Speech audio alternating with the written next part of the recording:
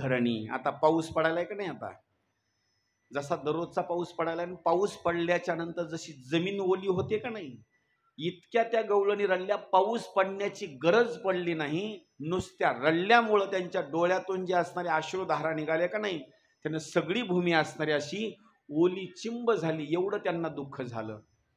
दुःख झाल्याच्या नंतर अक्रूराला काय करावं हे समजच ना. देवानं सांगितलं, अक्रूरा, अरे बाबा, देव बोले अक्रूरासी, वेगी हाके रथासी, या गोपिकाच्या शोकासी न पहावे मजसी. अरे अक्रूरा, रथ घेऊन पुढे चल बाबा. तो आता रथ पुढे हाकण्याकरता सुरुवात केल्याच्या नंतर गोपिका रथाच्या समोर येऊन पडल्या डायरेक्ट. रथ न्यायचाय ना तुला आता अक्रूरा, आमच्या शरीरावरून घेऊन जा. आता जिथून कृष्ण निघून जातो का नाही, त्या शरीराचं काही शिल्लक राहत नाही. अर्थ आहे का? गोकुळामधून जर एकदा कृष्ण निघून गेला का नाही, पुन्हा मात्र त्या शरीराचं काही असणारं काम नाही. कोणतं गोकुळ?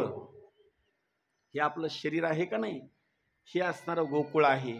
इथून जर एकदा कृष्ण निघून गेला रे, पुन्हा याचं काही काम नाही. पुन्हा याला फक्त सरपणच आणावं लागेल पुन्हा दुसरं. आता सांगितलं, लेकराला घ्या जवळ आता.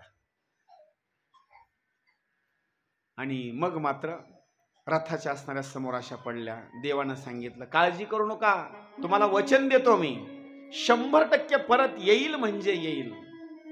पण खरं सांगू का, देव लबाड सुद्धा तेवढाच आहे बरं का.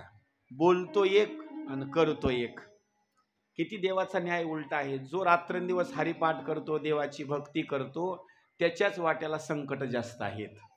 जो सारखं पाप करतो, वागायची अक्कल नाही, काही नाही, त्याच्या संसार आनंदामध्ये चाललेला आहे. आणि जो देवाची भक्ती करतो, त्याला असणारे सारखे असणारे संकट आहेत. त्याला एक प्रमाण सांगतो. पुण्यवंत पाताळ लोकी नेला,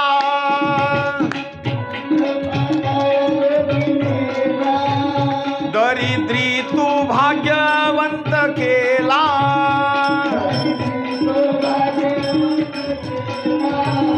चोरट्याचा बहुमान वाढविला,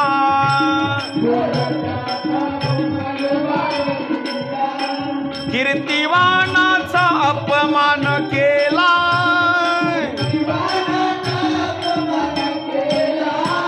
धुंद झाला तुझा दरबार, धुंद झाला तुझा दरबार,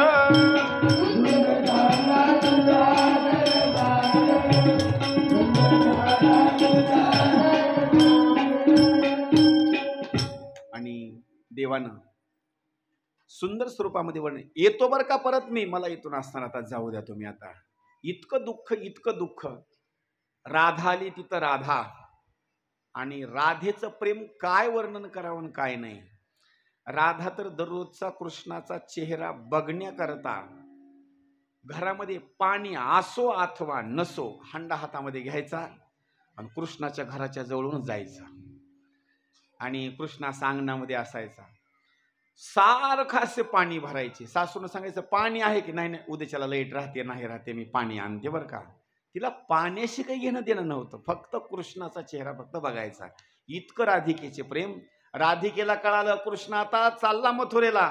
राधा धावत धावतच आली आणि तिनं निर्णय घेतला, जर गोकुळातून जर कृष्ण निघून गेला तर मी जिवंत राहू शकत नाही. राधिकेनं काय केलं आहे का, रथाच्या समोर गेली.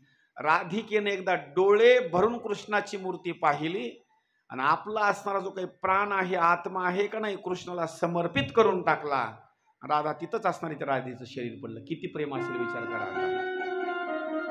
किती प्रेम आहे राधिकेचं. शरीरच राधिकेनं असं समर्पित करून टाकलं. शरीर धाडकन असे खाली पडलं. राधिकेनं प्राण असणारा कृष्णाला अर्पण करून टाकला. किती राधिकेचं प्रेम आहे विचार करा. नुसतं राधेचं नाव घेतल्याच्या नंतर ज्यांची आपण कथा ऐकतो का नाही, ज्या राजा परीक्षितीला कथा सांगण्याकरता शुकाचार्य महाराज आहेत, राधेचं नाव घेतल्याबरोबर त्यांना समाधी लागायची. किती राधेचं प्रेम असेल विचार करा त्या कृष्णावर. आणि कृष्ण जर रडू लागला तर कृष्ण गोकुळातल्या लोकांकडून कुणाकुणाच समजला जायचा नाही. लेकरू जर रडू लागलं तर त्याला समजवण्याकरता लागते आई. पण जो कृष्ण यशोदा मातेनं किती जरी समजवण्याचा प्रयत्न केला का नाही, तर तो कृष्ण यशोदा मातेकडून सुद्धा समजावला जायचा नाही. पण तो कृष्ण नुसता त्या कृष्णानं राधिकेचा चेहरा बघितल्याबरोबर खतखत खतखत खत असा हसायचा. म्हणजे विचार करा त्या राधिकेचं प्रेम तरी किती असेल. एक दिवस सुंदर स्वरूपामध्ये वर्णन केलेलं आहे. कृष्ण लहान असताना आईनं काय केलं, त्याला दूध दिलं. अंगणामध्ये कृष्ण बसलेला, आईनं वाटीमध्ये दूध दिलं आणि त्याच्यामध्ये सूर्याचं प्रतिबिंब पडलं. सूर्याचं प्रतिबिंब पडल्याबरोबर सुंदर स्वरूपामध्ये कृष्णानं सांगितलं, आई या दुधामध्ये काय आहे? आईनं सांगितलं, सूर्य आहे. मग एक काम कर, मी सगळं दूध पिऊन टाकतो, ह्याच्यामध्ये पडलेला सूर्य उचल आणि माझ्या हातावर दे. देता येईल? सूर्याचं प्रतिबिंब देता येईल का? देता येत नाही. आईनं सांगितलं, अरे ते देता येत नाही तर दूध पिणार नाही. कृष्ण दूध पेना. एकदा समजून सांगितलं, दोनदा सांगितलं. आणि काही आई पण असतात बरं का, लेकराला 10 वेळेस समजून सांगतात, पुन्हा एक कानाखाली आवाज पुन्हा. मग आईनं समजून सांगितलं, समजून सांगितल्याच्या तर आईनं मारलं कृष्णाला. मग मारल्याच्या नंतर पुन्हा लोण्याचा गोळा देते, दही देते, दूध देते, फळ देते, समजच ना. कृष्णाचा रडण्याचा आवाज ऐकल्याच्या नंतर राधिका पाण्याला जाऊ लागली. पाण्याला जात असताना राधिकेनं रस्त्यानं चलत चलत यशोदाला विचारलं, यशोदा का कृष्ण रडतो? एवढा शब्द काढल्याबरोबर तेवढा रडणारा कृष्ण जाग्यावर. बरं का, काय तिचं प्रेम असेल ना, विचार करा. कृष्ण शांत झाल्याबरोबर यशोदेनं सांगितलं, राधा इकडे ये. हे कामच करू देत नाही ना, ऐकतच नाही, तुझ्या घरी घेऊन जायला एकदा. ते आपल्याला गवळण माहिती आहे. राधे राधे घेई श्याम सुंदरा, राधे राधे घेई श्याम सुंदरा, राधे राधे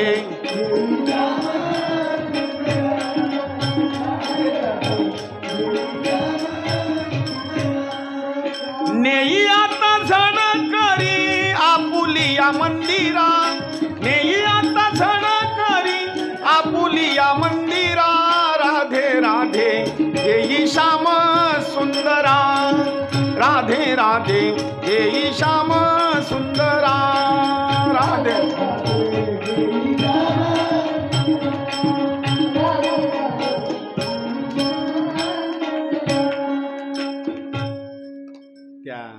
राधिकेनं सांगितलं, मला पाण्याला जायचं. अगं बाई, पाण्याला मी मदत करू लागते, काळजी करू नको, पण काय कर, एवढं कृष्णाला उचल आणि घराकडे घेऊन जा. राधिकेला तेवढंच पाहिजे होतं. कृष्णाला उचललं, काकाला घेतलं आणि घरी नेलं. घरी नेल्याच्या नंतर त्याला क्वाटवर बसवलं. आता काय ते कृष्णाचं वर्णन आहे. सुंदर असणारा दिसणारा कृष्ण. राधिकेच्या मनामध्ये थोडासा असणारा भाव निर्माण झाला. कृष्णा, अरे लहान आहेस तू तर किती सुंदर दिसतोस, तरुण झाल्याच्या नंतर किती सुंदर दिसशील तो. एवढंच बोलला बरं. किती राधिका एवढीच बोलली कृष्णाला, देवा तरुण झाल्यास तू किती सुंदर दिसशील. कृष्ण हसला आणि कृष्ण राधिकेला म्हणतो, तरुण कधी होतो आणि काय नाही, तुला तरुणपणाचं एकदा माझं सौंदर्य दाखवू का एकदा. राधिकेला आनंद झाला ना. दाखविशील कृष्ण? आताच दाखवतो. आपल्याजवळ एक मंत्र आहे म्हणला, मंत्र बोलल्याबरोबर तर लगेच मोठा होतो म्हणला मी. राधिकेला आनंद झाला ना, देवा हो आता मोठा. आता देवाला मंत्र म्हणजे काय, सगळे मंत्र तिथून चालले आहेत ना. देवानं मंत्र म्हटल्याबरोबर तर 16 वर्षाचा कृष्ण झाला. होता काकाला आणलेला, पण मंचकावर बसल्याबरोबर 16 वर्षाचा झाला. आणि 16 वर्षाचा झाल्याच्या नंतर इतका कृष्ण सुंदर दिसू लागला, इतका कृष्ण सुंदर दिसू लागला. राधिका आणि कृष्ण इतके आनंदित झाले. कृष्णानं राधिकेकडे बघावं ना हसावं, राधिकेनं कृष्णाकडे बघावं ना हसावं, असे तल्लीन झाले. आणि मग त्यांच्या गप्पा गोष्टी होत असताना अशा गप्पा गोष्टी रंगल्या. तेवढ्याच वेळामध्ये राधिकेचा जो घराचा दरवाजा आहे का नाही, तो दरवाजा बंद होता. राधिकेचा पती आला आणि पती आल्याच्या नंतर पतीनं अशी साखळी वाजवली, ऐकता भ्रताराचे वचन, घाबरले राधिकेचे मन, कृष्णा सान होई आता. बर का, आता पती परमेश्वर आला आणि हा तर बाबा 16 वर्षाचा आहे. आता किती लिहिला विचार करा बरं का. दरवाजा तर बंद आहे, आता नेमकं काय करायचं काय नाही. राधिकेनं सांगितलं, देवा आता मी तुझं तरुण पण बघितलं बरं का, आता मला आनंद वाटला, एक काम करा, आता जसं मी तुला तुझ्या घरून उचलून इथपर्यंत आणलं होतं का नाही, तेवढं लहान हो म्हणले. आता सांगितलं, आपल्याला लहान व्हायचा मंत्र येत नाही म्हणला, आपल्याला मोठं होता येते म्हणला आपल्याला, पण आपल्याला लहान होता येत नाही म्हणला. आता मला सांगा, राधिका सांगते माझ्या संसाराचा प्रश्न आहे बाबा, आता लहान हो. देवानं सांगितलं अजिबात लहान होताच येत नाही मला. आणि देवानं अगोदर नाटक केलं. नाटक केल्याच्या नंतर राधिकेचं मन घाबरलं. राधिकेचे मन घाबरल्याच्या नंतर मग मात्र राधिका रडू लागली. रडत असताना राधिकेच्या डोळ्यातून असे अश्रू खाली असे जमिनीवर पडणार. तेवढ्याच वेळामध्ये देवानं काय केलं, असे हातामध्ये धरले, सांगितलं, राधा रडू नको. आता देवानं तिचे डोळे पुसले, सांगितलं, आता किती लहान हो सांगा, आता किती प्रेमा विचार करा. होय भक्ती केला तैसा पुरवी धरावी ती इच्छा. जसं रूप देवाचं पहिलं होतं का नाही, तसंच देवानं रूप धारण केलं. आणि मग मात्र राधिकेनं काय केलं, दही आणला, भात आणला, एवढी वाटी घेतली आणि त्या वाटीमध्ये साखर भात असा करून कृष्णाच्या समोर ठेवला.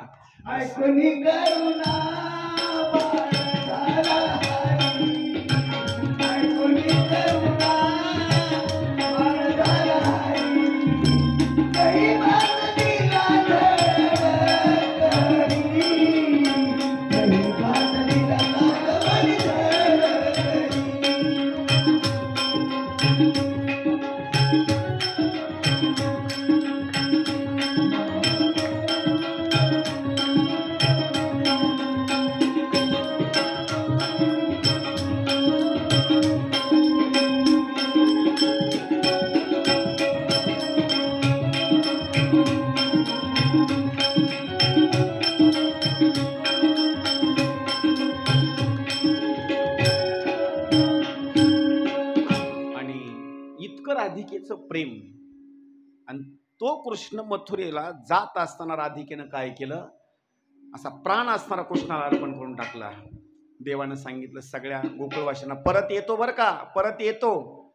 देव असणारे निघाल्याच्या नंतर पुढं यमुना नदीमध्ये आकुलजीनं असणारं स्नान केलं, तिथं दर्शन सुद्धा दिलं. मथुरेच्या जवळ असणारा एका वनामध्ये असताना तो रथ थांबला.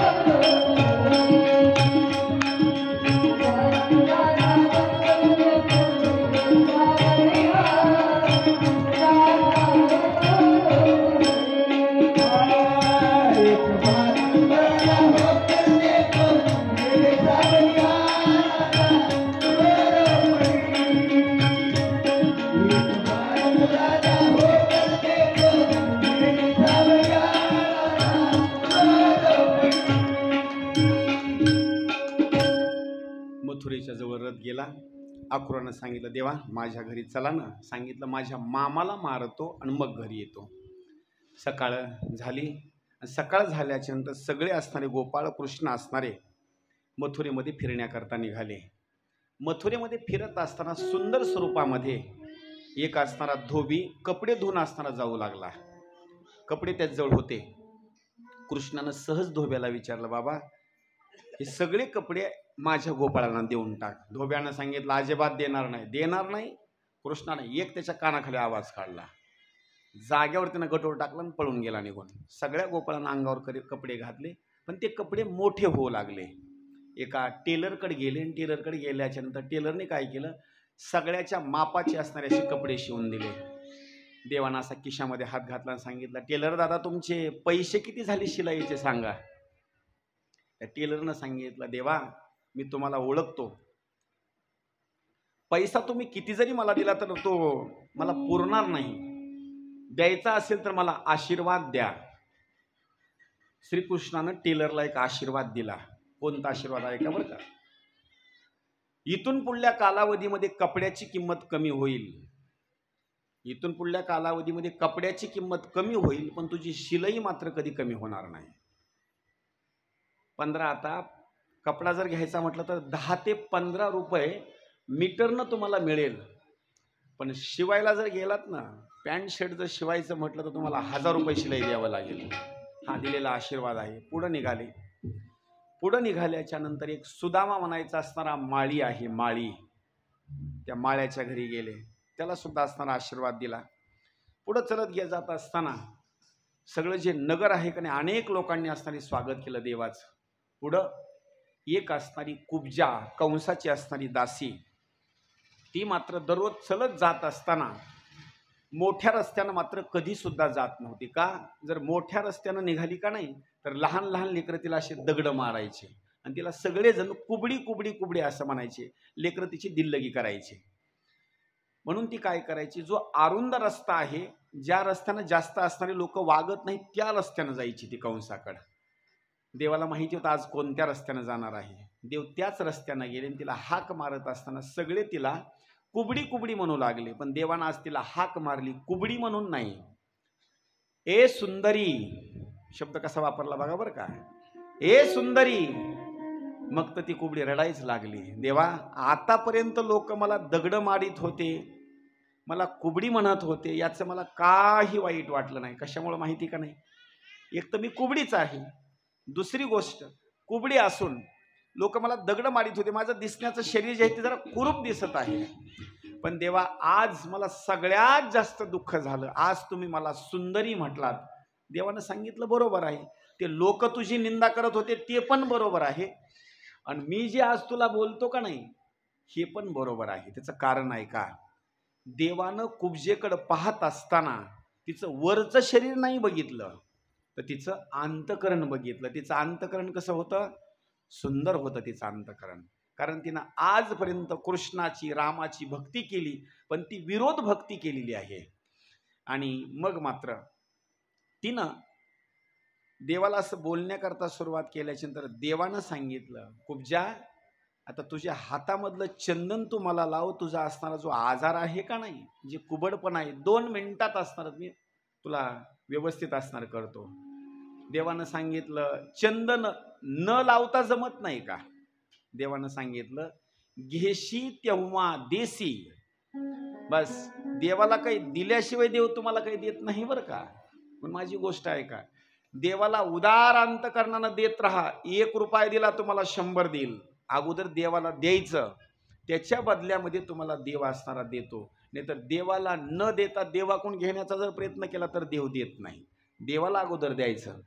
देवानं काय केलं, कुब्जेच्या हातानं आपल्या शरीराला चंदन असणारं लावून घेतलं, 2 पाय तिच्या 2 असणाऱ्या पायावर ठेवले, 2 हातानं अशी हनवटी आहे का नाही, असे खालून असणारे 2 असे हात घातले, बरोबर असं सरळ उचलल्याबरोबर तर तिचं असणारं कुबड व्यवस्थित झालं. दिव्य असणारं तिचं शरीर असणारं प्राप्त झालं. आणि ती कुब्जा म्हणू लागली, कुब्जा म्हणे हरी चला माझे घरी, आणि सुमने ही वरी शृंगारिली. देवानं सांगितलं, आज नाही, मामाला मारल्याच्या नंतर येतो. जिथं धनुष्य ठेवला होता तिथपर्यंत असणारे गेले, धनुष्य असणारा मोडला, पुढं चालण्याकरता असणारी सुरुवात केली. मग मात्र जिथं असणारा कंसाचा असणारा जो काही भाग आहे, जिथं कुस्त्याचा असणारा डाव आहे, तिथं चालण्याकरता सुरुवात केली. कुवलिया पिंड नावाचा असणारा हत्ती होता. तिथं गेल्याच्या नंतर देवानं शेंडीला अशी गाठ मारली, धोतर पितांबर असताना व्यवस्थित खावला, हाबूक ठोकली, आणि हाबूक ठोकल्याच्या नंतर आता युद्ध खेळायचं आहे हत्तीच्या सोबत.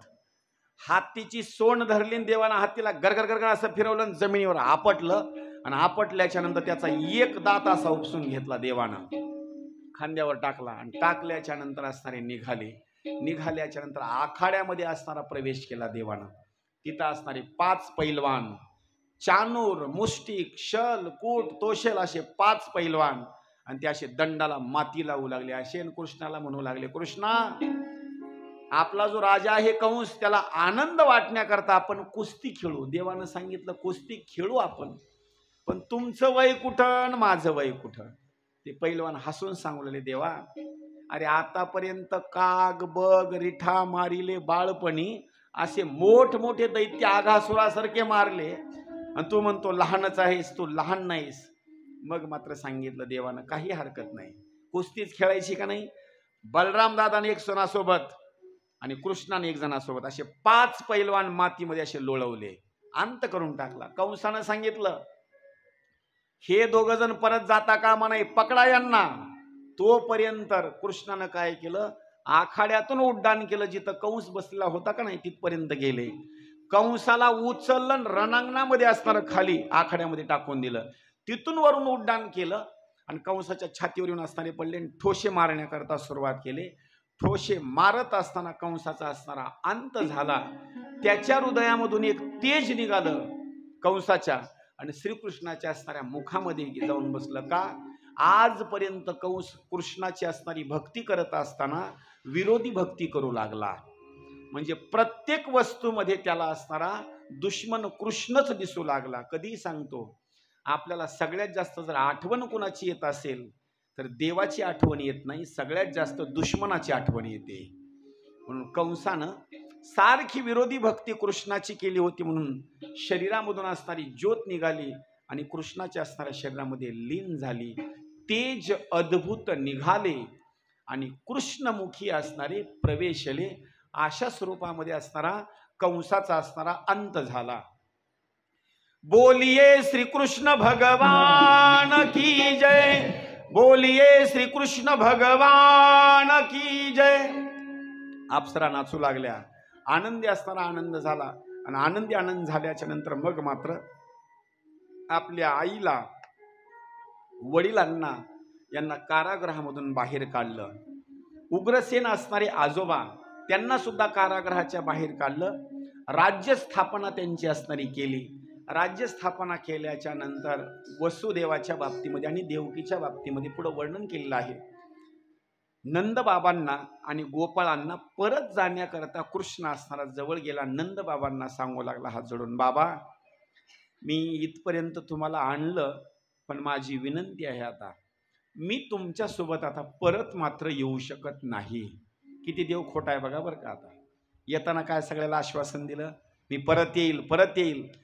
पण ज्यांच्या घरी अनेक वर्षापर्यंत राहिला त्या नंदबाबांना सांगतो, आता मी मथुरेतच राहणार आहे, तुम्ही असणार परत जा.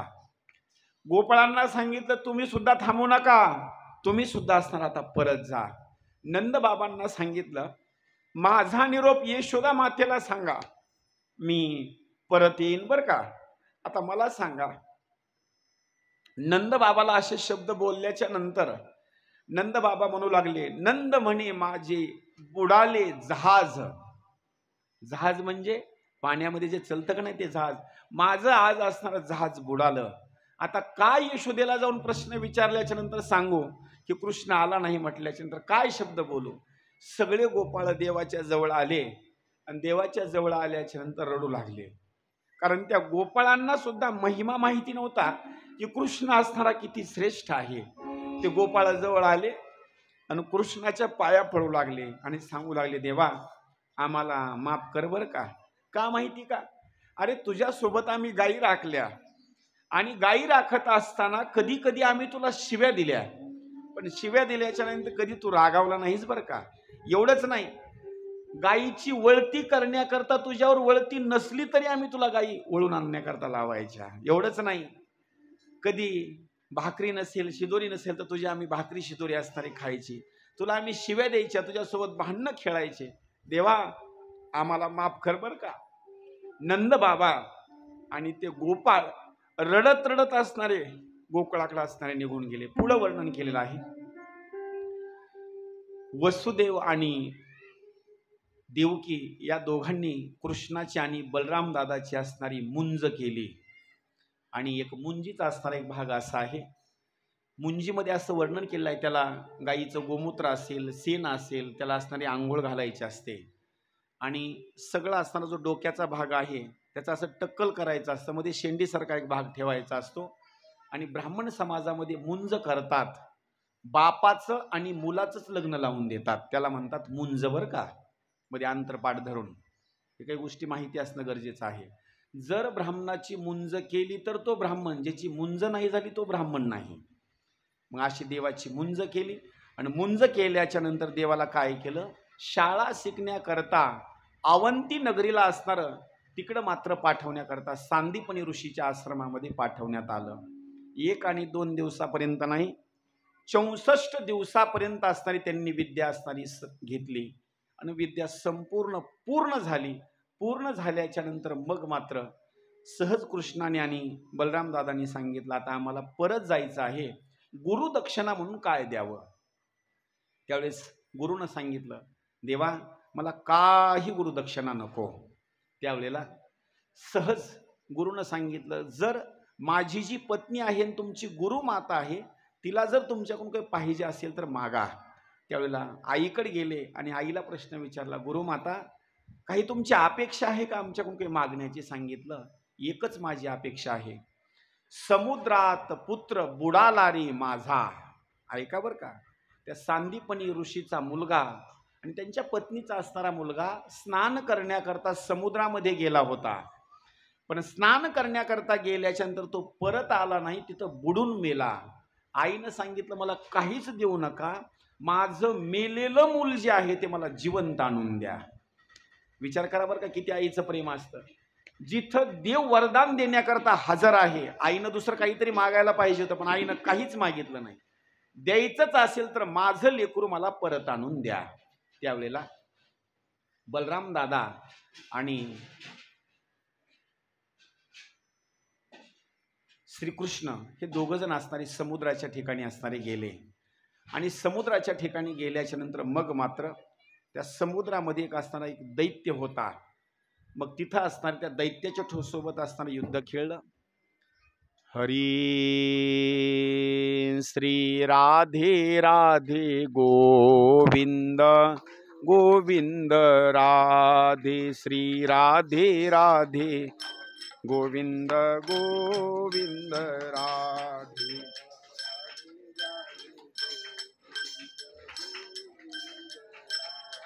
श्री राधे राधे गोविंद गोविंद राधे श्री राधे राधे गोविंद गोविंद राधे श्री राधे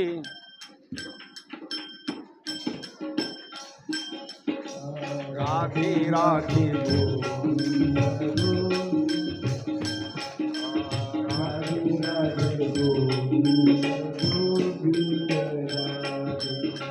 गोविंद राधे गोपाल राधे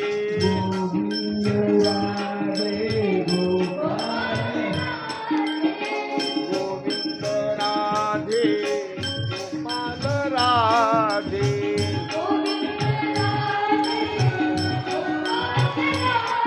श्री राधे राधे गोविंद गोविंद राधे श्री राधे राधे गोविंद गोविंद राधे राधे गोविंद गोविंद राधे राधे राधे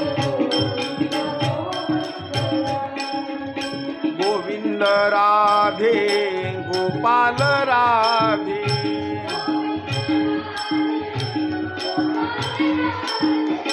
गोविंद राधे गोपाल राधे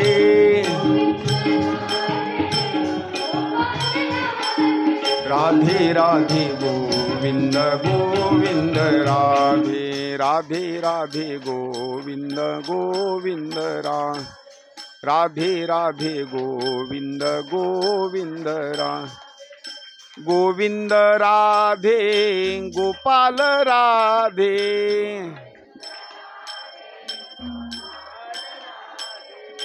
गोविंद राधे गोपाल राधे,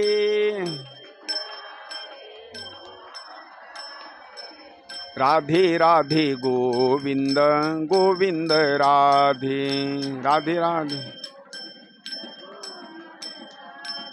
राधे राधे गोविंद गोविंद राधे, राधे राधे गोविंद गोविंद राधे गोपाल राधे,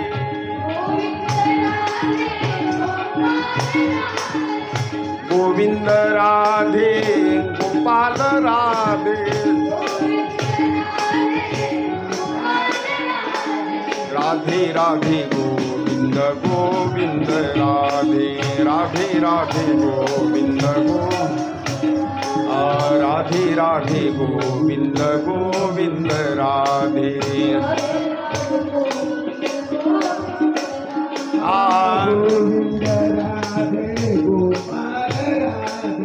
गोविंद राधे गोपाल राधे, गोविंद राधे गोपाल राधे,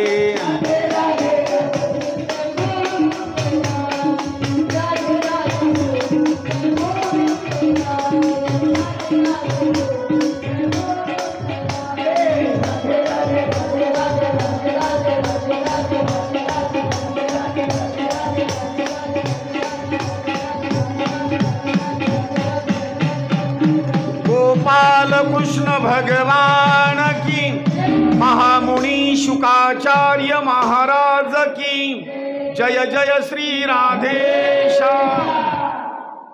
पुढं वर्णन केलेलं आहे. देवाला ज्या वेळेला देव मथुरेमध्ये असताना आला आणि मथुरेमध्ये आल्याच्या नंतर मग मात्र जे काही गोकुळवासी असणारे लोक आहेत, गायी चारा खात नव्हत्या, वासरू स्तनपान करत नव्हते. एवढंच नाही, आईचं जी काही प्रेमाची भूमिका आहे लेकराच्या बाबतीमध्ये तेवढी असणारी राहिली नाही. लेकरू सुद्धा आईचं प्रेम मिळावं असं काही असणारी भूमिका नाही. त्याचं सगळ्या जणांचं जर प्रेम असेल तर सगळं प्रेम असणारे कृष्णाच्या विषयी असणारे प्रेम होतं. आता पहा, जे झाडं होते का नाही यमुनेच्या काठावरचे, ते यमुनेच्या काठावरचे असणारे झाडं सुद्धा असे वाळून गेलेले होते. सगळं असणारं वन असणारं उदास असणारं भासू लागलं. देवानं निर्णय घेतला की माझ्याकरता सगळ्या लोकांना असणारं दुःख झालेलं आहे, काय करावं, यांना कसं समजून सांगावं. म्हणून देवानं काय केलं, उद्धवजीला असणारं जवळ बोलून घेतलं. उद्धवा, अरे बाबा, तुला एकदा समजून सांगण्याकरता जावं लागेल बरं का, त्यांना ब्रह्मज्ञान असणारं सांगावं लागेल. उद्धव असणारा गेला आणि उद्धव गेल्याच्या नंतर मग मात्र उद्धवानं रथामध्ये विराजमान झाला. शिवेपर्यंत रथ आला. शिवेपर्यंत रथ आल्याच्या नंतर उद्धव आता शिवेमधून आतमध्ये आता प्रवेश करणार. तिथलं वातावरण बघितलं उद्धवानं. महाराज, गायी आणि व्याघ्र एके ठाई बैसती. एवढंच नाही, कोकिळा बोलती कृष्ण कृष्ण. पशुपक्षी सगळे होते का नाही, चिमण्या कृष्ण कृष्ण बोलू लागल्या, कोकिळा कृष्ण कृष्ण बोलू लागल्या, गवत असेल सगळं, हे सगळं वातावरण कृष्णमय झालं होतं. उद्धवानं विचार केला, ज्या कृष्णानं मला इथं पाठवलंय का नाही, सगळं वातावरणच कृष्णाचं, यांना काय नेमका उपदेश तरी काय नेमकं करू. म्हणून उद्धव रडू लागला. उद्धवाचा असणारा रथ ज्या वेळेला गोकुळामध्ये असताना तो रथ आला का नाही, रथ आल्याच्या नंतर मग मात्र सुंदर स्वरूपामध्ये वर्णन केलेलं आहे. रथ तिथं आल्याच्या नंतर सगळे वृंदावनवासी म्हणू लागले. आता पाठीमागे एक रथ आला होता, तो आक्रूर घेऊन आला होता, त्यावेळेला आमच्या कृष्णाला घेऊन गेला. आता नेमकं इथं नंदबाबाला घेऊन जाण्याकरता आला का आम्हालाच आमचे असणारे प्राण घेऊन जाण्याकरता रथ आलेला आहे. त्यावेळेला रात्रीच्या वेळेला हा रथ आल्याच्या नंतर नंदबाबांनी ज्यावेळेला उद्धवजीकडे पाहिलं का नाही, तर उद्धवजीकडे पाहिल्याच्या नंतर त्यांना तर असं वाटलं की माझा कृष्णच आला काय की म्हणून. जवळ आल्याच्या नंतर समजलं हा कृष्ण नाही, हा उद्धव आहे.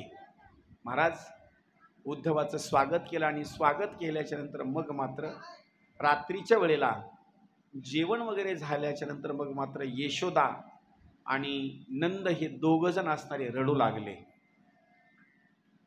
यशोदा रडू लागली. का रडू लागली त्याचं कारण एक आहे. यशोदा उद्धवाला म्हणू लागली, उद्धवा अरे बाबा का कृष्ण इकडे आला नाही, माझ्यावर कृष्ण का रुसला नेमका, इथून जात असताना मला सांगून गेला मी परत येतो परत येतो, आणखी परत आला नाही, तुला परत पाठवलं, नेमकं का आला नाही. मला तर असं वाटतं कृष्ण न येण्याचं एक कारण असावं. मी कृष्णाला अनेक वेळेला मारलं, कधी कधी मारलं.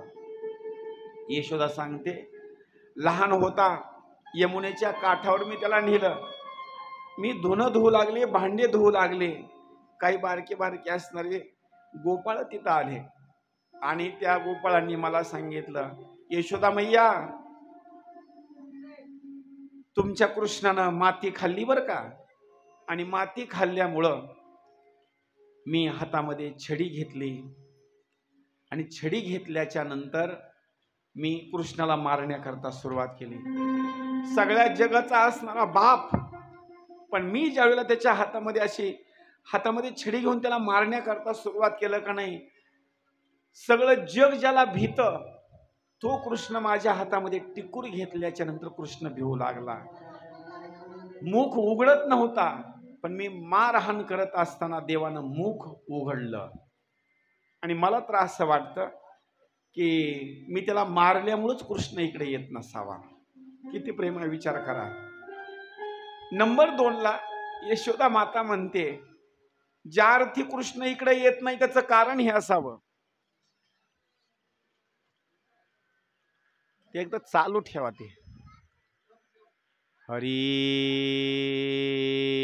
राधे राधे ओ राधे राधे राधे राधे ओ राधे राधे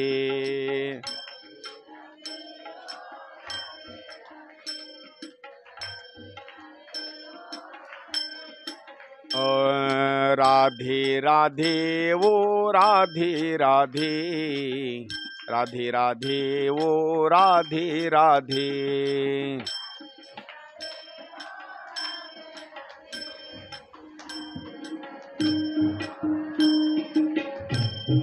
हम भी बोलो राधे राधे, तुम भी बोलो राधे राधे, हम भी बोलो राधे राधे, तुम भी बोलो राधे राधे, राधे राधे ओ राधे राधे, राधे राधे ओ राधे राधे,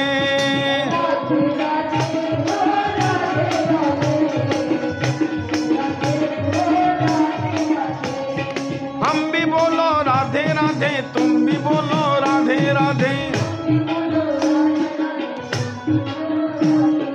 हम भी बोलो राधे राधे, तुम भी बोलो राधे राधे, राधे राधे ओ राधे राधे, राधे राधे ओ राधे राधे,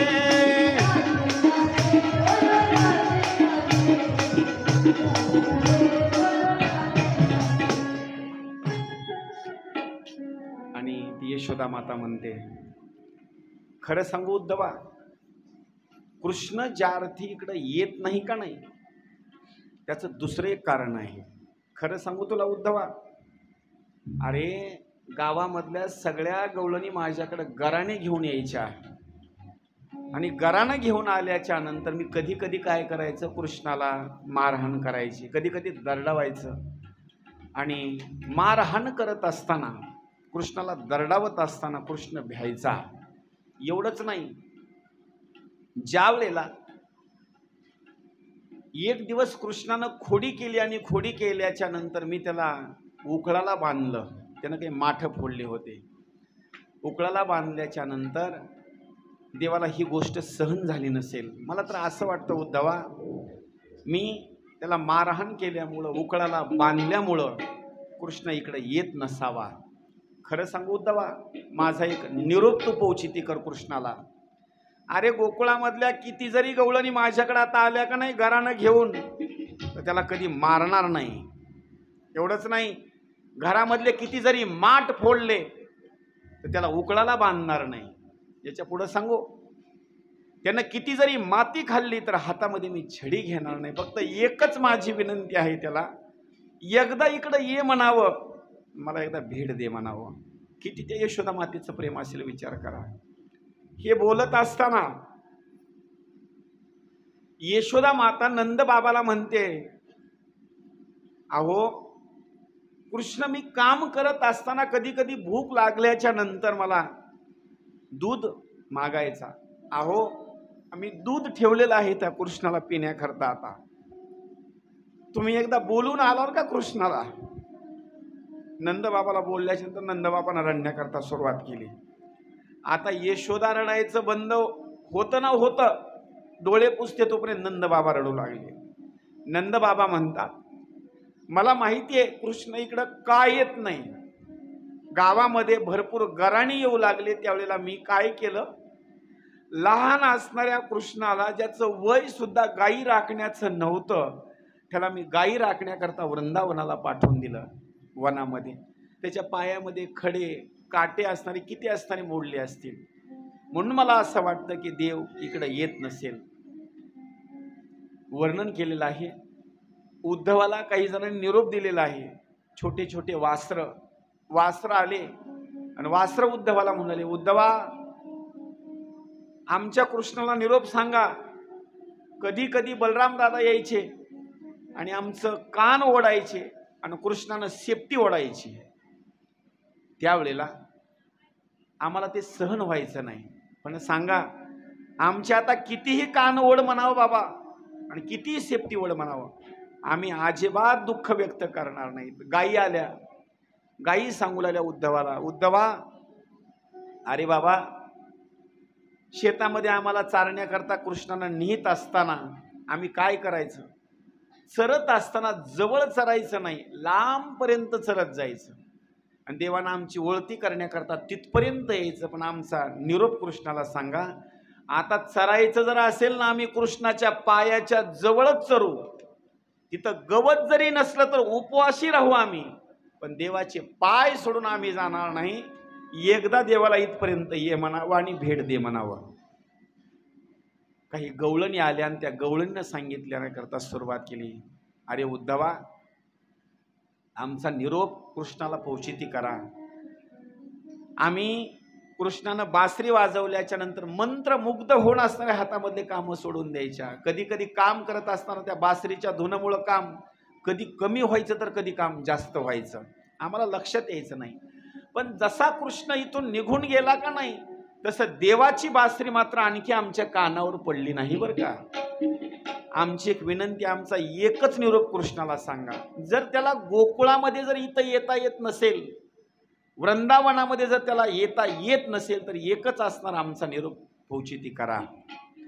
तिथंच थांब म्हणावं मथुरेमध्ये आणि आपल्या हातामध्ये असणारी बासरी घे म्हणावं आणि बासरी घेऊन असणारं तिथंच असणारं वाजव म्हणावं. का, तिथं जरी बासरी वाजवली तर आमच्या कानावर असणारे येऊन पडेल आणि कानावर येऊन बासरी पडल्याच्या नंतर आम्हाला असणारा आनंद होईल. त्याचं कारण एक आहे, ही बासरी कानावर पडल्याच्या नंतर आम्हाला सुंदर स्वरूपामध्ये असणारा आनंद होईल. त्याचं वर्णन केलेलं आहे.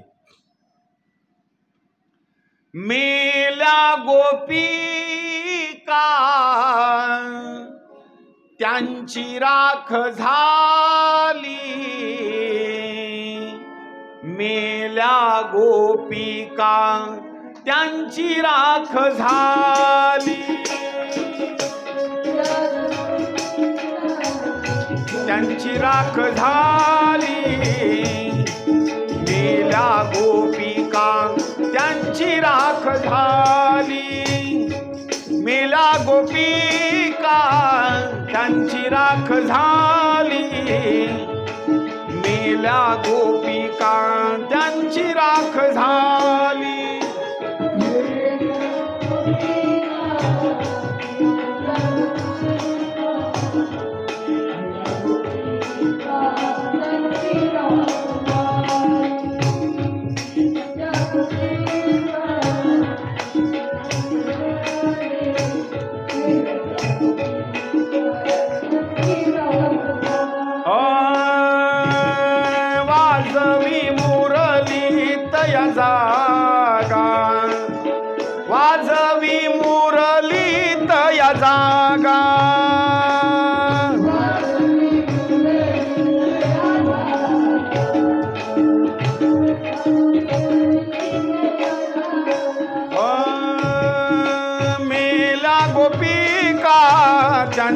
राख झाली, मेला गोपिका त्यांची राख झाली, मेला गोपिका।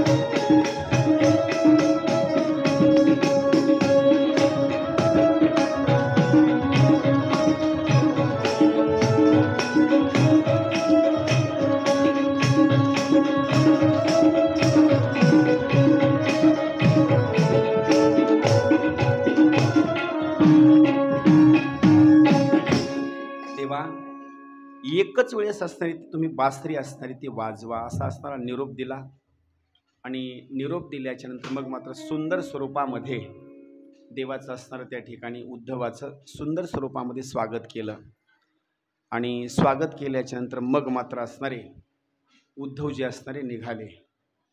उद्धवजी निघाल्याच्या नंतर मग मात्र पुढं वर्णन केलेलं आहे,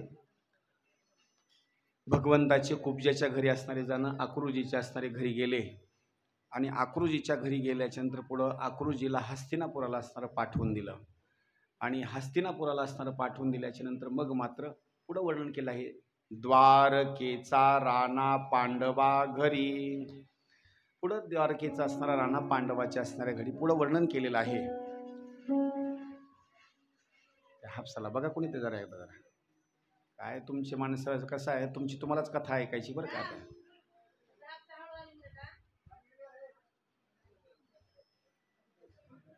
तुमच्याकरताच आहे, आम्हाला कसं आहे, आम्हाला पण समाधान लागत नाही बरं ते कथा सांगत असताना।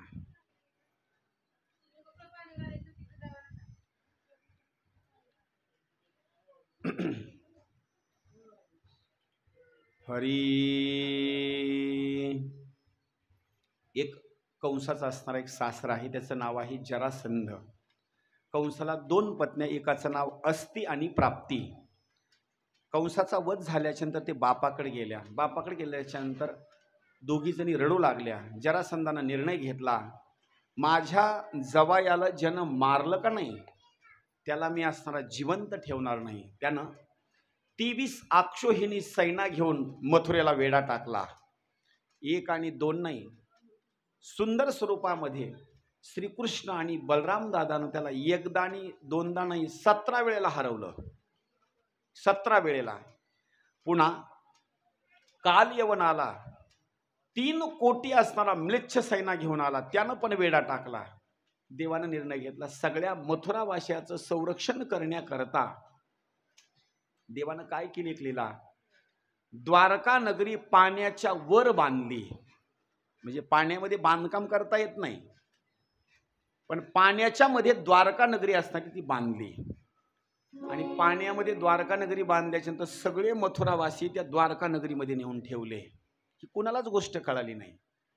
त्रेतायुगामध्ये पाण्याच्या वर सगळ्यात चांगल्या स्वरूपामध्ये असणारी पाण्यावर सेतू बांधला, दगड तारले आणि दगड तारत असताना सगळ्यात मोठं जर काम कुणाचं असेल बांधकामाचं, सेतू बांधत असताना आपण ज्यांच्या मंदिरामध्ये बसलो का नाही त्या हनुमंतरायानं सेतू बांधला।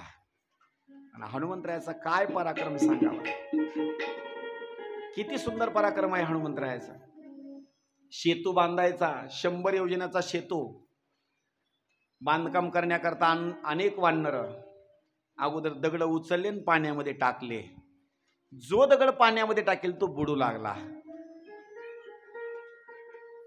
हनुमंतरायांनी निर्णय घेतला, दगड असे बुडतात म्हणजे बुडतातच, ज्या दगडावर रामाचं नाव नाही तो दगड पाण्यावर तरंगणार नाही। पण कधीही सांगतो, हा सुद्धा दगडच आहे बरं का, हे शरीर सुद्धा दगडच आहे, याच्यावर नाव टाका, कोणतं, राम, याच्यावर नाव टाकायचं राम। आणि कोणतं लायसन काढा माहिती का, तुळशीची माळ गळ्यामध्ये घाला, ही सगळ्यात मोठं लायसन आहे। बस एकदा लायसन गळ्यामध्ये झालं रे झालं। काही लोक बोलतात आमची मनाची माळ आहे. मनाची माळ नसते बरं का, मनाची माळ अजिबात नसते, माळच घालावी लागते. हां, माळ घातली म्हणजे बस. पोलिसांना जर गाडी पकडली का नाही, ते दुसरं काहीच विचारित नाही. तुम्हाला गाडी चालवता येते का नाही चालवता येते, काय विचारतं ते अगोदर? लायसन दाखवा.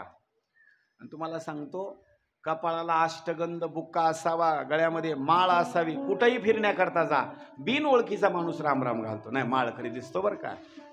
हाळीच्या बाजारामध्ये जा, 1,00,000 रुपयाची जोडी तुम्हाला उधार मिळेल. कशावर? नुसत्या माळीवर आणि गंधावरच बरं का. म्हणजे एवढा लोक विश्वास ठेवतात. म्हणून माळ गळ्यामध्ये घाला. कोणी घातली नसेल तर आज एकादशी आहे, कुणाची जर अपेक्षा असेल तर माळ घाला. माझ्याजवळ माळी पण आहेत बरं का. हां, कुणाला माळ जर घालायची असेल तर कशा करता माहिती का? माळ जर घातली ना कोणी एखाद्या माणसानं, त्याचं अर्ध पुण्य मला लागतं, अर्ध पुण्य. म्हणून कधीही सांगतो, जीवनामध्ये काही कमवू नका. होय होय वारकरी आणि पाहे पाहे रे पंढरी. अरे बाबा वारकरी हो. हनुमंतरायानं दगड घ्यायचा आणि दगड घेतल्याच्यानंतर राम नाव टाकायचं आणि वानराच्या हातामध्ये बांधकाम करण्याकरता द्यायचं. असा दगड उचलून ज्या दगडावर राम नाव आहे असा पाण्यामध्ये नेऊन टाकल्याबरोबर बुडायचा का? अजिबात नाही वर असा तरंगायचा. अर्धा सेतू बांधकाम पूर्ण झालं, हनुमंतरायाचं बांधकाम असं चालू आहे, राम नाव टाकायचं असं. प्रभू श्री रामचंद्रजींनी निर्णय घेतला, वानर भरपूर बेजार होईल, तर आपण काय करायचं, हे सगळे झोपल्याच्या नंतर रात्री आपण जाऊन बांधकाम करायचं. 2-4 दगड उचलून घेऊन गेले, एक डोक्यावर एक इकडे एक इकडे एक, असे 2-3 उचलून घेऊन गेले आणि बांधकाम करण्याकरता सुरुवात केली. पहिला दगड उचलला आणि पाण्यात टाकला. डुबकून असा जे खाली गेला का नाही, पताच लागला नाही कुठे गेला ते, इतका समुद्र खोल. म्हणले एखाद्या वेळेस बुडला असेल. म्हणले काय सांगता येते, म्हणले एखादा दगड बुडतो, म्हणले दगडच खराब असेल, म्हणले एखादा.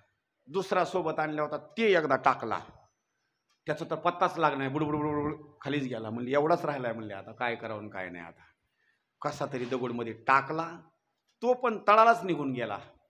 म्हणले आता कुणी न पाहता गपचिप निघून चला, म्हणले आता झाकली मोठी 1.25 लाखाची आता. आणि असं उठून चलू लागले, असे माग वळून असे फिरले, तोपर्यंत हनुमंतराय माग. म्हणले देवा एवढ्या रात्री झोपी नका. म्हणले होय. म्हणले झोप ये ना. म्हणले जरा. मग इकडं कसं काय? म्हणजे उगाच सहज आलतो. सहज नाही म्हणले, काहीतरी काम असेल आलतो. म्हणजे कामाला चालतो. बर म्हणले, पण हनुमंता माझा एक प्रश्न आहे. म्हणले तू पण एवढ्या रात्री झोपला नाही. म्हणले मी इथं आलो, पण तू कधी इथं आला? हनुमंतरायानं हसून सांगितलं, पहिला दगड बुडला का नाही तेव्हाच मी आलो. म्हणले किती कौतुकाची गोष्ट आहे बघा. ती म्हणले हनुमंतराया, माझ्या हातानं मी दगड टाकला, बुडला. तुम्ही दगड टाकता, बुडत नाही. कारण काय? सांगितलं देवा, तुझ्यापेक्षा जर मोठं काय असेल, तुझ्यापेक्षा जर मोठं काय असेल, गगनाहुनी वाढ नाम आहे, गगनाहुनी वाढ नाम आहे.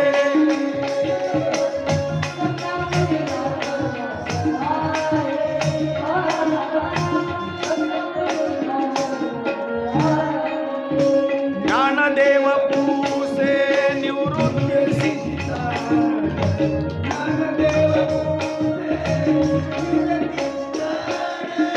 ज्ञानदेव पूसे निवृत्ती चाड, पूसे निवृत्तीसी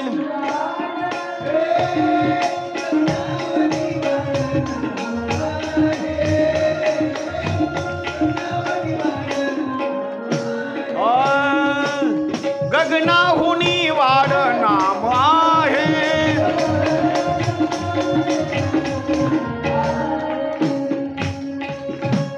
देवा, तुझ्यापेक्षा तुझं नाव असणारं मोठं आहे.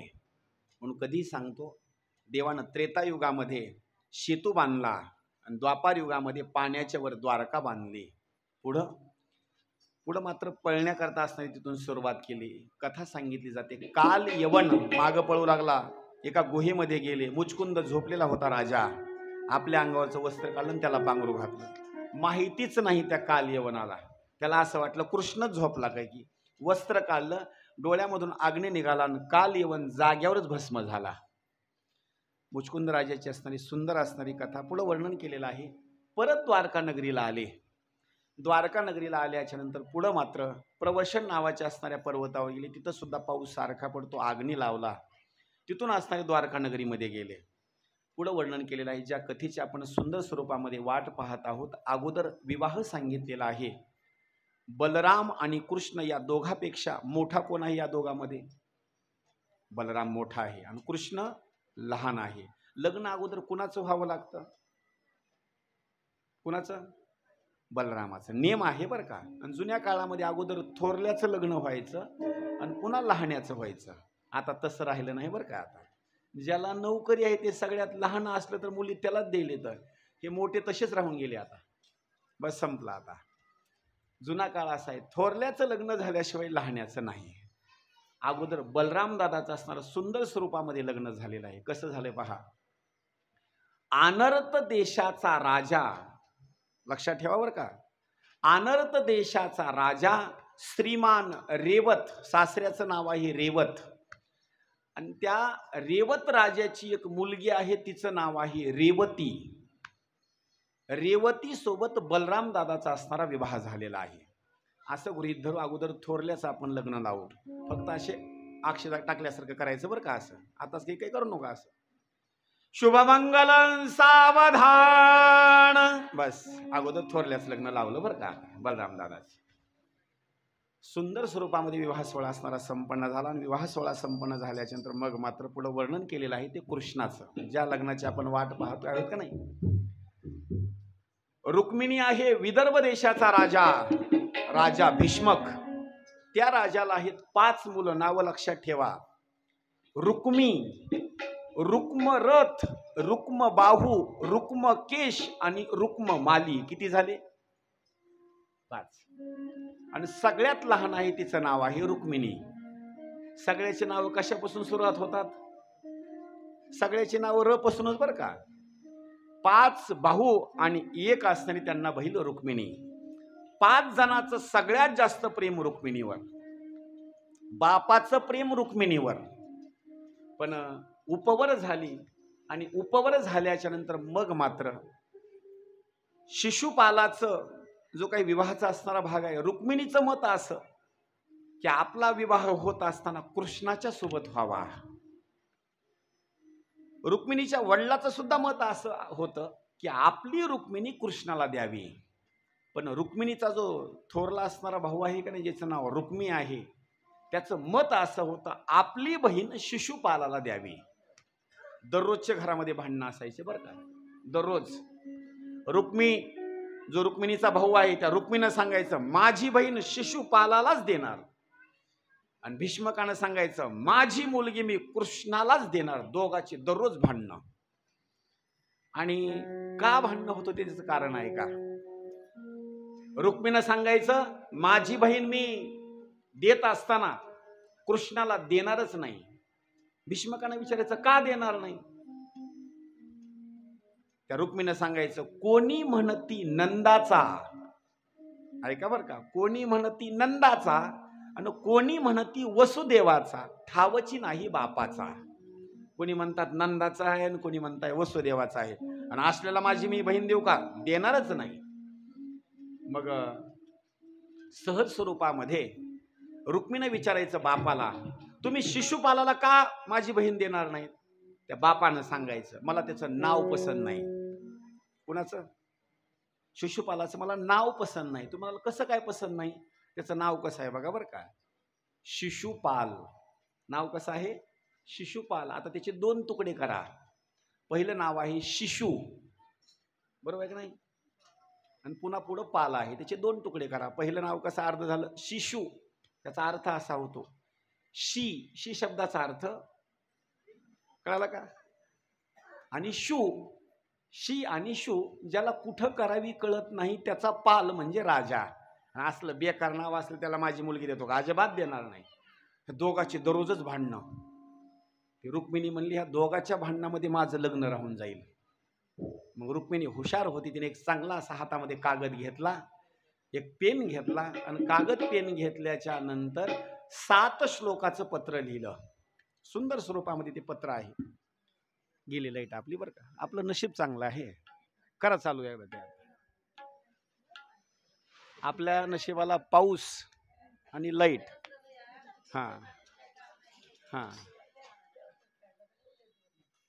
नाही, कालच आहेच पण असं होणार नाही. पाऊस पण येणार नाही, लाईट पण जाणार नाही. हरी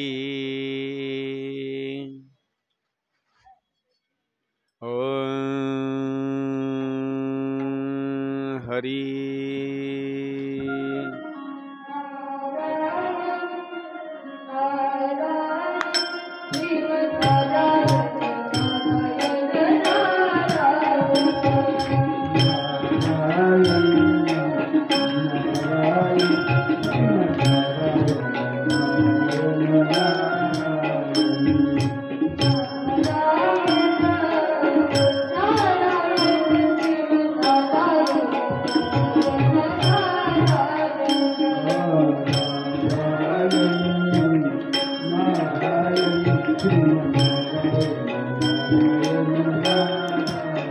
श्रीमन्नारायण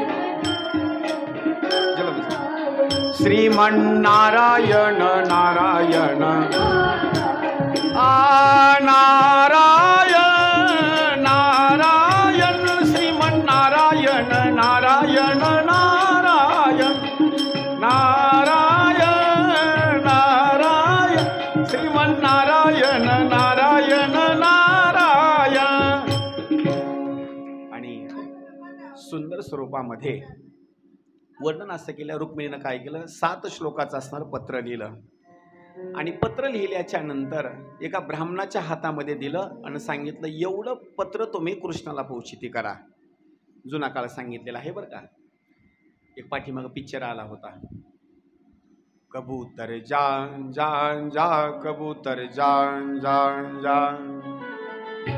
त्याच्यामध्ये चिठ्ठी दिली होती अशी. त्या कबुतराच्या गळ्यामध्ये काय केलं होतं, अशी चिठ्ठी अडकून टाकली होती. ते कबूतर उडत उडत उडत असणार गेलं आणि तिकडं ती चिठ्ठी नेऊन दिली अशी. जुना काळ बरं का. आता तो काळ राहिला नाही, चिठ्ठ्या पाठविणं हे काळ राहिला नाही. आता एकूण बटन दाबायचं, हॅलो व्हॉट्सअप चॅटिंग, बस संपला झाला. तो जुना काळ होता चिठ्ठीचा. आता तो चिठ्ठी राहिली नाही. आता चिठ्ठी पाठवून दिली. तो ब्राह्मण असणारा तिकडं आला वृंदा, सुंदर स्वरूपामध्ये द्वारकेमध्ये आला आणि द्वारकेमध्ये आल्याच्या नंतर मग मात्र ते पत्र असणारं कृष्णाच्या हातामध्ये दिलं आणि प्रश्न सुंदर स्वरूपामध्ये पत्र हातामध्ये दिल्याच्या नंतर मग मात्र बोलण्याकरता सुरुवात केली. किती सुंदर असणारं पत्र आहे. 7 श्लोकाचं आहे का बरं का. हा भाग तुम्हाला इथून पाठीमाग कधी ऐकण्याकरता मिळालेला नाही. लक्ष देऊन ऐका 7 श्लोक कसे आहेत ते. नंबर 1, देवा मी तुम्हाला चिठ्ठी लिहित आहे आणि पहिला श्लोक असा आहे, या जगतामध्ये अनेक लोक सुंदर आहेत, पण अनेक सुंदर असून सगळ्यात जर सुंदर कोण असाल तर नंबर 1 ला तुम्ही. आणि तुमची काय कीर्तीचं वर्णन करावं आणि काय नाही. तुमची कीर्ती मी कानानं ऐकली आणि कानानं ऐकल्याच्या नंतर माझं जे मन आहे का नाही, असं माझं मन म्हणतं आता लग्न करावं तर तुमच्यासोबत करावं. पहिला श्लोक. दुसरा श्लोक आपल्या कामाचा चांगला आहे, लक्ष देऊन ऐका. जर आपल्या मुलीचं लग्न करायचं असेल ना, तर मुलीचं लग्न करायचं असेल तर हा दुसरा श्लोक कामाचा आहे. लक्ष देऊन ऐका. ज्याला आपली मुलगी द्यायची आहे, ज्या मुलाला, त्याच्या 7 गोष्टी पाहायच्या आणि लग्न मुलीचं लावून द्यायचं. जर 7 गोष्टीपैकी एक जरी गोष्ट जर कमी निघाली तर मुलगी द्यायची नाही. जर मुलगी दिली तर तुम्हाला आयुष्यभर दुःख सहन करावं लागेल. लक्ष देऊन ऐका, कामाचं आहे बरं का. नंबर 1 श्लोकामध्ये तिनं दुसरा असणारा पत्रामध्ये असणारा भाग लिहिला आहे. श्लोक सुंदर. देवा तुमच्या सोबतच मला का लग्न करायचं आहे ऐका. तुमच्या बाबतीमध्ये तुमचं कुल चांगलं आहे, म्हणजे जिथं मुलगी द्यायची का नाही तर त्या मुलाचा नंबर 1 ला अगोदर कुळ बघायचं, कुळ. नंबर 2 देवा तुम्ही शीलवान आहेत, त्याचं शील बघायचं. नंबर 3 देवा तुमचा स्वभाव चांगला आहे, त्या मुलाचा काय बघायचा, स्वभाव. नंबर 1 ला कुल, शील, स्वभाव, 3 गोष्टी झाल्या. देवा तुमच्यासोबत लग्न मला याच्याकरता करायचं आहे, तुमचं जे शरीर आहे का नाही आणि तुमचं जे सौंदर्य आहे का नाही, तुमच्यासारखं देखणं कुणी नाही, सौंदर्यवान कुणी नाही. पण मुलगा बघत असताना तो कसा असावा? सुंदर मुलगा असावा. कुल, शील, स्वभाव, सौंदर्य. देवा, पाचवी गोष्ट मी तुमच्याजवळ बघितली, तुमचं शिक्षण जास्त झालेलं आहे, म्हणजे विद्या. कुल, शील, स्वभाव, सौंदर्य, विद्या. ज्या मुलाला आपली मुलगी द्यायची आहे त्याचं शिक्षण झालेलं पाहिजे. कुल, शील, स्वभाव, सौंदर्य, विद्या. नंबर 6वा भाग सांगितला, देवा तुमच्याजवळ पैसा जास्त आहे, म्हणजे ज्याला मुलगी द्यायची का नाही त्याच्याजवळ धन संपत्ती असावी, द्रव्य. 6वी गोष्ट सांगितली, देवा तुमच्यासोबत लग्न जे मला करायचं आहे का नाही, तुमच्या वयामध्ये माझ्या वयामध्ये 2-4 वर्षाचा फरक आहे. म्हणजे ज्या मुलाला आपली मुलगी द्यायची आहे किती वर्षाचा फरक असावा? 2-4 वर्षाचा फरक असावा. एवढ्या 7 गोष्टी पाहून त्यालाच मुलगी द्या. जर याच्यातली एक जरी गोष्ट कमी निघाली का नाही, एक जरी गोष्ट, अजिबात लग्न लावून द्यायचं नाही. ऐका एक गोष्ट, ज्या मुलाचं कुल चांगलं नाही त्याला मुलगी द्यायची नाही, ज्या मुलाचं शील चांगलं नाही त्याला मुलगी द्यायची नाही, ज्या मुलाचा स्वभाव चांगला नाही, लग्न झालं की सारखा मारहाणच करतो, त्याला मुलगी द्यायची नाही. जो मुलगा दिसण्याकरता सौंदर्यवान नाही, नकटाचा आहे, बांगाच बघतो, अजिबात नाही, द्यायचीच नाही त्याला. नाही त्याला डॉक्टरची नोकरी काय जाळायची का त्याला? एकदा इकडं बघतो, नालीमध्ये जाऊन पडतो, काय करायचं त्याला? कामाचं आहे. अजिबात मुलगी त्याला द्यायची नाही. देखणा मुलगा असावा, सौंदर्यवान असावा, कुल, शील, स्वभाव, सौंदर्य. बर, त्याच्या पुढे सांगतो, 4 गोष्टीमध्ये तो बसला, कुळामध्ये बसला, शिलामध्ये बसला, सौंदर्यामध्ये बसला. 3 गोष्टी झाल्या. पुढे वर्णन केले, कुल, शील, स्वभाव, सौंदर्य, 4 गोष्टी झाल्या. 4 गोष्टीमध्ये बसला आणि 5व्या गोष्टी जर तो बसला नाही तरी मुलगी द्यायची नाही. काही लोक म्हणतात कुल चांगला आहे, शील चांगला आहे, स्वभाव चांगला आहे, विद्या, पुढे वर्णन केले, सौंदर्य चांगलं आहे. पण जर त्याचं शिक्षण जर झालं नसेल ना, जर शेतकरीच असेल, शाळाच शिकलेली नाही, कुठेही सही करायला लावली की म्हणतो अंगठा येते मला, तू हो अगोदर घराच्या बाहेर, तू अगोदर. एसटी आपल्याला जायचे उदगीरला आणि बोर्ड उलटा वाचतो इकडला, अजिबात मुलगी त्याला द्यायची नाही, काही गरज नाही त्याला. उलटा बोर्ड वाचू लागले त्याला मुलगी द्यायची का? अजिबात द्यायची नाही. विद्या, पुढं वर्णन केलं आहे, ज्याला मुलगी द्यायची का नाही त्याच्याजवळ 2-4 एकर जमीन असावी, प्रॉपर्टी असावी, घर असावं, सगळं चांगल्या गोष्टी असाव्या. नाहीतर मुलगी दिल्याबरोबर उद्याच्याला तिला लगेच खुरपायला जर जायचं असेल ना तर अजिबात मुलगी द्यायची अजिबात नाही. विद्या, पुढं वर्णन केलेलं आहे, द्रव्य, त्याच्या घरी प्रॉपर्टी सुद्धा असणारी असावी. आणि सगळ्यात शेवटचा भाग सांगितलेला आहे, आपल्या कन्येमध्ये आणि त्या मुलामध्ये 2-4 वर्षाचा फरक असावा. नाहीतर काय असे मुलं आहेत बरं का, 45 वर्ष वय झालं, दात पडून गेले पहिले आणि आता चांदीचे बसवलेत. नाही शिक्षक आहे, प्रिन्सिपल आहे, काय जाळायचं आहे का त्याला? त्याची आता उद्याच्याला म्हातारा झाल्याच्यानंतर ते छटाकाचे बेंडके टाकणार पुन्हा. आपल्या मुलीनं काढायचे का पुन्हा ते? अजिबात नाही. मी तर सांगतो ना, जोडा असा सुंदर स्वरूपामध्ये असणारा लावून द्यायचा. लग्न मंडपात जर लोक आले का नाही, वराडी मंडळी, तर त्यांनी असं बघितलं पाहिजे, एकदा नवरदेवाकडं आणि एकदा नवरीकडं. खाली बसलेले लोक सुद्धा म्हणले पाहिजे, नका जेवायला मिळू जा आम्हाला, पण जोडा म्हणजे जोडा लागला. कारण हे वराडी मंडळी म्हणजे साधे नसतात बरं का. हे दोन्ही कोण बोलतात. नवरी जर सुंदर असेल आणि मुलगा जर सुंदर नसेल तर हे म्हणतात, हुंडा घेतला नसेल हो म्हणून तर ही मुलगी मिळाली. आणि जर मुलगी जर देखणी नसेल का नाही, खाली बसले म्हणतात 5-4 घेतले असतील हो, हे खाली बसलेले असे म्हणतात. जोडा सुंदर स्वरूपामध्ये लावायचा. आणि एक म्हण आहे आपल्याकडं, नवरदेव कशाला येतो? लग्नाला नवरदेव कशाला येतो? हे कळालं तुम्हाला आता? बरं. नवरदेव कशा करता येतो? नवरी करता. ब्राह्मण कशाला येतो? पैसा का, त्याला काही घेणं देणं नसतं. हे झोड पिणारे, बँड वाजविणारे कशा करता येतात? पैसा करता. वराडी कशा करता येतं? ह्यांना काही घेणं देणं नसतं. आपले नांदवणे नाही ना, काही गरज नाही, आपल्या देशात गरज नाही. कच्चून खातात, आपलं मठ्ठात 2-2 गिलास पितात वरून, वाह छान, चला आपल्या घराकडे. आपलं महाराज सुंदर असणारं वर्णन केलं आहे. ती रुक्मिणी सांगते, देवा दुसरा असणारा जो भाग आहे का नाही, मी तुमच्या ठिकाणी असताना तो पाहिला. एवढंच नाही देवा, माझं एक वर्णन असं केलेलं आहे, खरी शिकार जर सांगायची म्हटलं तर खरी शिकार सिंहाची आहे. म्हणजे ती रुक्मिणी सांगते, माझ्यासोबत जर लग्न करायचं असेल तर तुम्हीच एक आहेत, खरी ही शिकार सिंहाची आहे. पण एखाद्या वेळेस तुम्ही येण्याकरता जर उशीर केला तर सिंहाची शिकार कोल्हा घेऊन जाईल. कोल्हा म्हणजे कोण आहे माहिती का? शिशुपाल.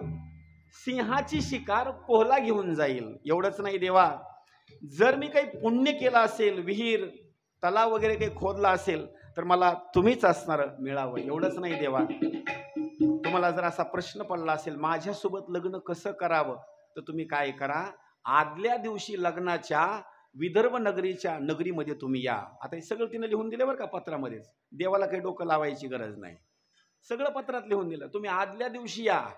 तुम्हाला जर असं वाटत असेल माझं अपहरण कसं करावं, तर त्याला एक गोष्ट सांगते. आमच्या घरी एक परंपरा अशी आहे, लग्नाच्या आदल्या दिवशी त्या नवरीनं देवीची पूजा करण्याकरता गावाच्या बाहेर जावं लागतं. मग तिथं देवीची पूजा करत असताना लोक कमी असतील, रथ तुम्ही तिथं घेऊन या. किती कौतुकाची गोष्ट आहे बघा, हे अगोदर ठरलेलं असतं बरं काय. रथ तुम्ही तिथं घेऊन या. तिथं घेऊन आल्याच्या नंतर तुम्ही रथाच्या नुसता हात बाहेर काढा, मी तुमच्या हातामध्ये हात देईल आणि तुमच्या सोबत येईल. आता आपले डोके जरा बंद करा बरं का. ही मुलगी पळून गेली आणि ती मुलगी पळून गेली आणि ते असं झालं आणि ते याला डोकं लावू नका.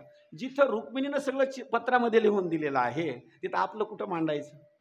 रुक्मिणी स्वतःहून कृष्णाच्या सोबत असणारी निघून गेली. पण एक सांगतो बरं का, एवढ्या गोष्टी अगोदर पाहायच्या आणि त्याच्यानंतरच विवाह असणारा तो करायचा. महाराज पत्र वाचलं आणि पत्र वाचल्याच्या नंतर देवानं त्यावेळेला काही हेलिकॉप्टर नव्हतं किंवा विमान नव्हतं किंवा काही रेल्वे नव्हती, ना एसटी नव्हती, ना जीप नव्हती. देवानं प्रायव्हेट गाडी करायला पाहिजे होती, लगेच तिथपर्यंत न्यायला पाहिजे होती. आता कथा झाल्याच्या नंतर मोबाईलवर टाका, तेवढा हापसा बंद करायला ते.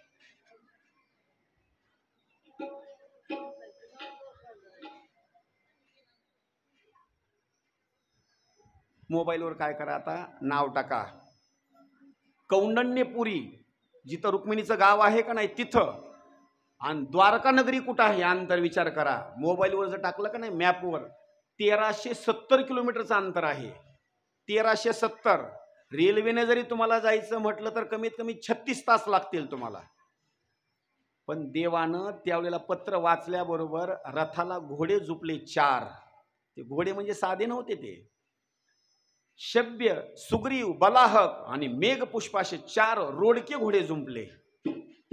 दारुकाला रथ असा हाकण्याकरता बसवलं आणि सांगितलं, बाबा लग्नाचा प्रश्न आहे बरं का, हा रथ उद्या सकाळी तिथंच गेला पाहिजे. सांगितलं, महाराज काळजी करू नका, हो माझ्यावर विश्वास टाका, निवांत झोपा तुम्ही. महाराज ब्राह्मणाला रथात बसविलं, कृष्ण रथात बसले आणि तो घोडे हाकत असताना दारुकाना असा नुसता लगाम असा ओढल्याबरोबर घोड्याला सांगितलं, आता मध्ये कुठं चहा पाण्याला सुद्धा थांबायचं नाही बरं का. आता 5 मिनिट जरी उशीर झाला तिकडं लग्न लागून जाईल तोपर्यंत. अहो महाराज एका रात्रीमध्ये तिथून जे घोडे निघाले होते ते डायरेक्ट विदर्भ नगरीला घोडे आले आणि तिथं येऊन घोड्यानं चहा पाणी केलं बरं का. काय कौतुकाची गोष्ट असेल. तोपर्यंत रुक्मिणीला असं चैन पडत नव्हता. ज्याचं लग्न जमतं का नाही त्याला एक एक दिवस वर्षासारखा जातो. झालं 17 दिवस राहिले, आता झालं 16 दिवस राहिले, आता झालं 15 दिवस राहिले. ज्याचं जमलं का नाही त्याला एक एक दिवस वर्षासारखा जातो आणि ज्याचं झालं का नाही ते म्हणतो उगच लग्न केलं. महाराज किती सुंदर असणारा प्रसंग सांगितलेला आहे. रुक्मिणीला शुभ शकुन झाले देव आल्याच्या नंतर. डावा डोळा लवे उजवी स्फुरत सेवाही,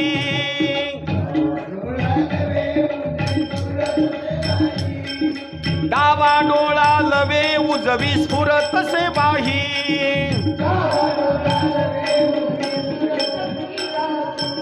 मन सांडोनिया सांडोनिया देही, भाव सांडोनिया देही, कै येता देखे न माझा माय बाप, कै येता देखे न माझा माय बाप.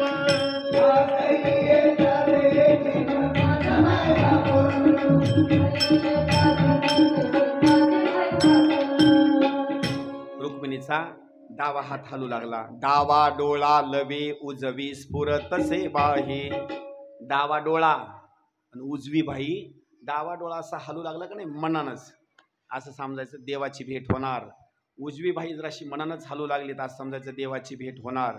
आणि ज्यावेळेला मन उतावीळ असतं त्यावेळेला देवाची भेट होते. पण आपला डावा हलत नाही आणि उजवा हल्ल्याशिवाय राहत नाही. आपला खेळ सगळा उलटाच बरं का. आता पहा, शुभ शकून बोलले तेवढ्याच वेळामध्ये ब्राह्मण आला. ब्राह्मण आल्याच्या नंतर रुक्मिणीला एवढा आनंद झाला, एवढा आनंद झाला, एवढा आनंद झाला. देव बाप्पा आलात, आलात तुम्ही आलात. हो रुक्मिणी मी आलो. बर कृष्ण आला का नाही? कृष्ण आल्याबरोबर असं सांगितल्याबरोबर रुक्मिणीला किती आनंद झाला तो गगनातच मावेना. देव बाप्पा तुम्हाला आता नेमकं काय देऊ, काय देऊ, काय देऊ, काय द्यावे त्यासी व्हावे उत्तराई, ठेवीत हा पायी जीव थोडा. रुक्मिणीला ब्राह्मणाला आशीर्वाद दिला, इथून पुढं तुम्हाला धन प्रॉपर्टी कमीच पडणार नाही. म्हणून ब्राह्मणाला कधीच काही कमी पडत नाही बरं का, रुक्मिणीने दिलेला आशीर्वाद आहे. मग मात्र आनंद झाल्याच्या नंतर शिशुपाल राजे वगैरे सगळे मंडळी आले होते. रुक्मिणीचं लग्न आहे उद्या. आणि आदल्या दिवशी मग मात्र गिरिजा देवीची पूजा करण्याकरता निघाले. निघाल्याच्या नंतर मग मात्र सगळे सैनिक सोबत आहेत. दोन्ही दिशाला असे सैनिक चालतात. अनेक महिला आहेत. रुक्मिणी त्या दुसऱ्या महिलेचा हात धरून अशी सुंदर स्वरूपामध्ये अशी चलू लागली. चलत असताना गिरिजा देवीची पूजा केली. पूजा केल्याच्या नंतर गिरिजा देवीने असणारा आशीर्वाद दिला. आणि आशीर्वाद दिल्याच्या नंतर त्या मंदिराच्या बाहेर येऊ लागली. बाहेर येत असताना तोपर्यंत कृष्णानं काय केलं, रथ एकदम मंदिराच्या पायरीला आणून उभा केला. कुणालाच माहिती नाही बरं का, कुणालाच माहित नाही रथ कधी तिथं आला आणि काय नाही ते. रुक्मिणी म्हणजे मोहिनी आहे आणि ती माया आहे, माया. तेवढे सैनिक असे रस्त्यानं चलू लागले का नाही, रुक्मिणीनं सगळ्यावर मोहिनी टाकून दिली. जे घोड्यावर बसले होते का नाही, रुक्मिणीनं काय केलं, त्या घोड्यावर बसलेल्या सैनिकाकडे बघितलं आणि एकदा हसले.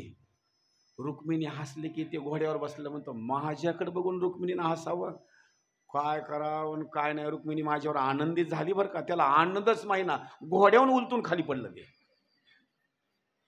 ते हत्तीवर बसले होते अंबारीमध्ये जाऊन. ते रुक्मिणीनं असं त्याच्याकडे बघितलं, असा केसावून असा हात फिरवला. ते रुक्मिणीचं सौंदर्य बघितलं, त्यालाही काहीच कळलं नाही, ते अंबारीतून खाली पडलं. आणि जे तलवारी घेऊन हातामध्ये असे चलू लागले का नाही, रुक्मिणीनं सगळ्याकडे अशी दृष्टी टाकल्याबरोबर ते तलवारी हातातून खाली गळून पडले. ह्यांना पत्ताही लागला नाही आणि मोकळेच चलू लागले. काहीच ह्यांना पत्ताच नाही काही गोष्टीचा. तोपर्यंत रथ असा येऊन थांबलेला पायरीजवळ. कृष्णानं असा हात रथाच्या बाहेर काढला.